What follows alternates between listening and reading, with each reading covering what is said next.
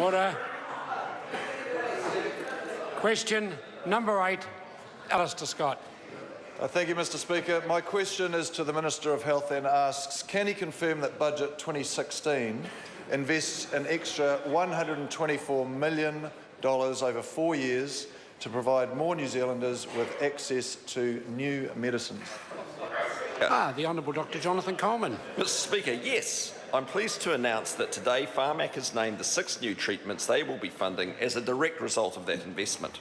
Since the pre-budget announcement, Pharmac has been consulting on the new medicines that it might fund, and the decisions that they announced today show that New Zealanders continue to gain access to new and innovative medicines. This first package of new treatments will benefit over 40,000 New Zealanders. These funding decisions show that Pharmac is continuing to provide New Zealanders with early access to new and innovative medicines that they deserve.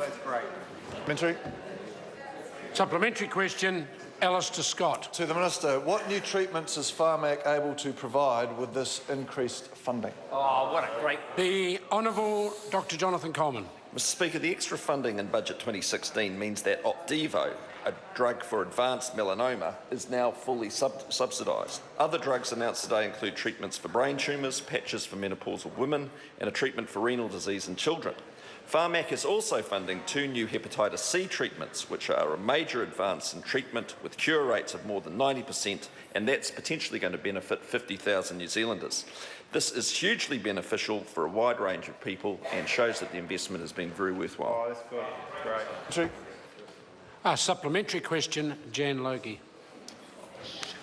Can he confirm that Budget 2016 did not include any money for equal pay for women like Christine Bartlett and the 50,000 other care and support workers waiting for payment? I'm sorry, that question is so far. If the Minister's prepared to answer it, I'll let it go, but it is so far from the original, it is strictly out of order. Would the Point of order, Jan Logie. The primary was very specifically about health funding in the 2016 budget. The member may not have heard me. I said it was too far away, it's out of order. I don't appreciate the member then arguing with me in this House. Supplementary question, Alastair Scott. Thank you, Mr Speaker. Supplementary to the Minister. How has Pharmac's budget increased since 2008? The Honourable Dr Jonathan Coleman. Overall, the government has increased Pharmac's budget by $200 million since 2008, bringing it to a record $850 million. And of course, widening access to medicines is a key priority for this government. The $39 million for Pharmac in this year's budget is part of an extra $568 million that the government has invested in health in 2016-17. The biggest increase in 7 years and almost $170 million more than last year. That's great. Supplementary question, the Honourable Annette King.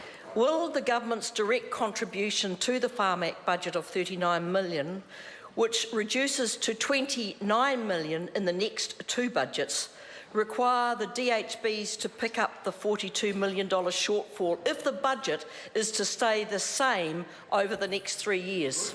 The Honourable Dr Jonathan Coleman. Look, we're quite clear there's $124 million of new money put in there for Pharmac over the next 4 years.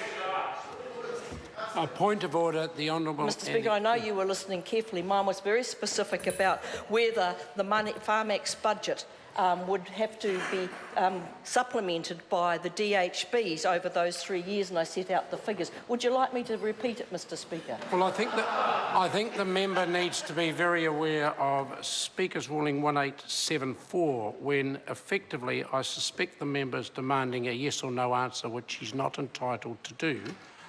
It is Thursday. I am in a very good mood. I will allow the question to be repeated. Thank you, Mr Speaker. Will the government's direct contribution to the Pharmac budget of $39 million, which reduces to $29 million in the next 2 budgets, require DHBs to pick up the $42 million shortfall if the budget is to stay the same for the next 3 years?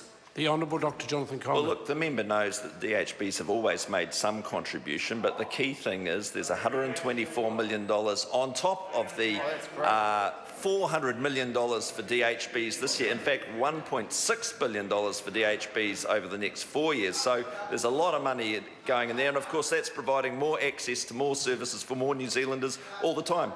Very dissimilar to when you were in charge. Well, not me. But I'm sure if you were in charge, Mr Speaker, Order, it'd be much can I just better. have the point of order? The point of order is, shouldn't bring you into debate. I think on that occasion it's something that the Speaker will determine, not the Honourable Annette King. Question number 9.